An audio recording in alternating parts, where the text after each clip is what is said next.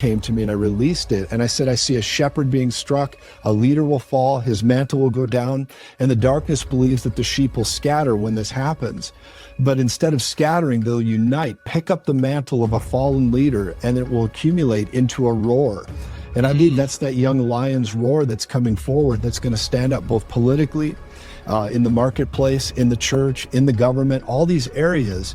The Spirit of the Lord is bringing a mighty roar forward. And that's one of the things I see accumulating right now. And we have to foster that. We've got to foster that. We've got to cultivate that. We've got to lead this. And one of the big things God's called us to do in this season is to raise up 1 million to win 1 billion, 1 million for 1 billion. And that's 1 million clear-eyed, clear-minded, prophetic reformers that will then make an impact on the world. And Luke 1:17 is what I think of. Because the days are urgent. Luke 1:17 talks about the spirit of Elijah that will turn the hearts of the fathers to the children. And then it says, so I believe that's revival. I believe that's the catalyst of waking people up. But then it goes on to say, and the disobedient will be turned to the wisdom of the just. And I believe that's reformation.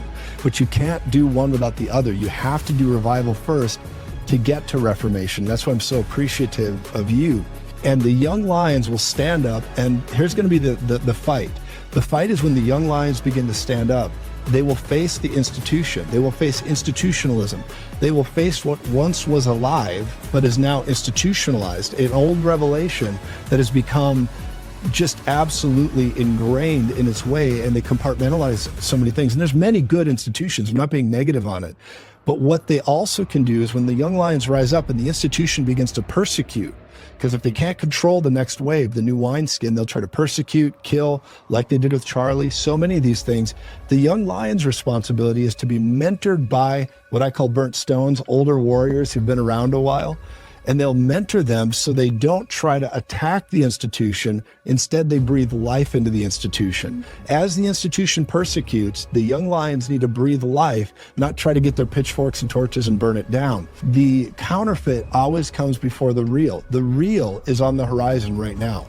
The real is going to stand up. And so what they've got to do is bring godliness against nefarious activity, bring godliness in the face of wickedness.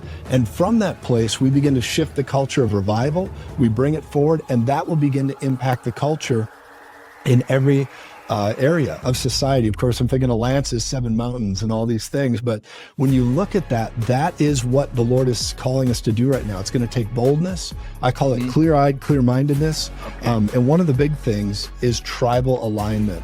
Georgian, tribal alignment. If you find your tribe, you'll find your purpose, you'll find your people. And the sons of Issachar had this. In 1 Chronicles 12:32, they knew the signs of the times, they knew what to do about it, but their kings and their brethren, or rather their military guys and their brethren, their chiefs and their brethren were at their command. And there was about 82,000 of them together.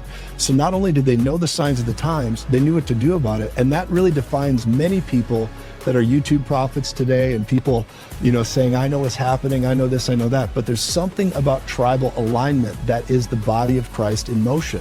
So it's not enough to just know the signs of the times. It's not enough to know what to do about it. You need to find your tribe.